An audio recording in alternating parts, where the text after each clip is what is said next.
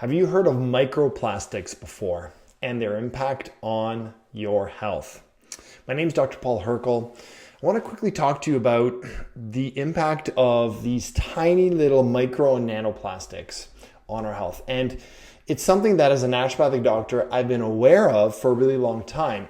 But what we've really looked at before is the effect of some of the things that are leached out of plastic, such as bisphenol A or BPA.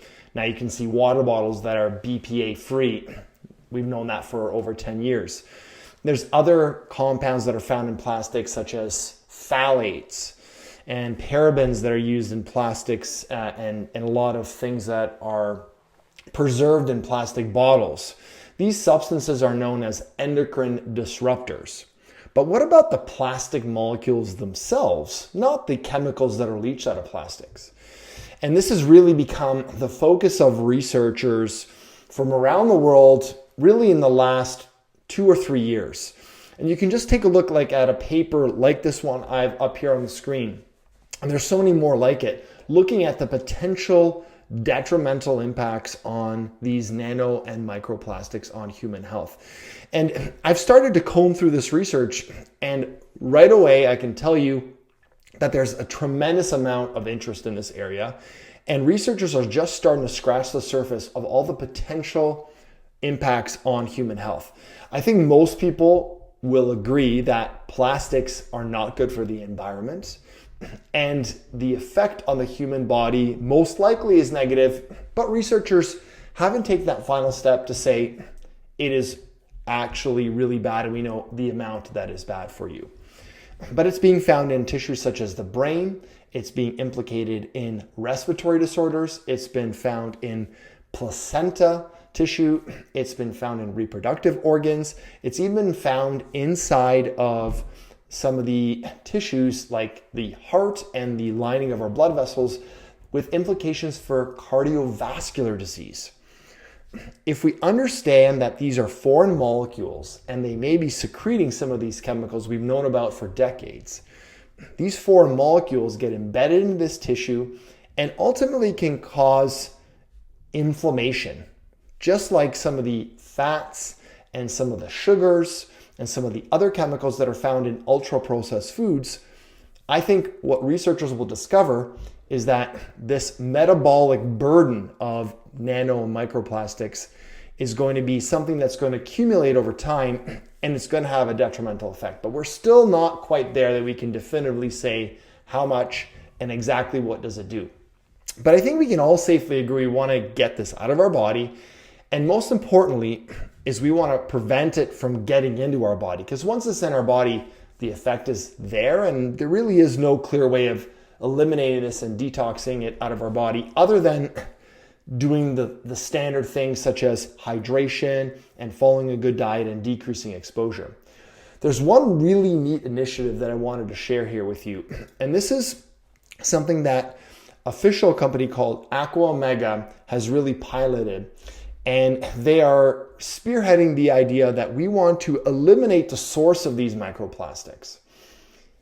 A lot of people don't realize this, but a lot of plastics that are going into landfill is also going into the water system. And then it's accumulating in things like rivers and ocean ecosystems. And in fact, there are areas in the Pacific, there's these huge patches of plastic. If you just search the Pacific plastic patch, you'll see there's like a huge area of floating plastic the size of a state like Texas. This is a massive area. And this plastic is fishing nets mixed up with plastic containers and many other garbage and plastic substances that float, and they rub against each other. And this rubbing from the waves is causing ultimately the leaching of these small, tiny plastic particles into ocean water. And that is making its way into our food supply. And because Aqua Omega is a fish oil company, they want to make the highest quality fish oils, and they don't want it to have any sort of microplastics in it. So not only looking at testing for that in the end product, but really going after the root cause, which ultimately is eliminating it from getting into the oceans in the first place. Because that's the constant drip. Even if you went in there and eliminated all of that plastic, which you could do with lots of money. The problem is that it continues to accumulate. So you have to stop it at its source. So what they announced with this One Health Impact Initiative is that they want to eliminate 500,000 pounds, 500,000 pounds of plastic in 1 year. For every bottle they're selling, they want to pull out 1 pound of plastic from the oceans. They actually want to do it in a really neat way. They want to trap it coming out of the water systems such as rivers as they flow into the ocean. So this is, again, stopping the accumulation of plastic. And this is really where you can intervene. Once it's in the ocean, now it's going to start accumulating in these areas, affecting fisheries, affecting plant life, and getting into our atmosphere through the water cycle with things like condensation, evaporation, and rain. So this is a really great initiative, and I applaud them for really going after the root cause. But I think we're going to continue to see the effect and the health effect of microplastics and nanoplastics on human health as more research is being done. It's still controversial, but I definitely think that this is going to be something like tobacco, where we're going to look at it in a decade from now and realize, whoa, this is really a detrimental thing, and what can we do to eliminate the negative impact of this? So stay tuned for more information as I really wrap my head around this topic of microplastics and nanoplastic on your health specifically. But kudos to Aqua Omega for going after the root cause.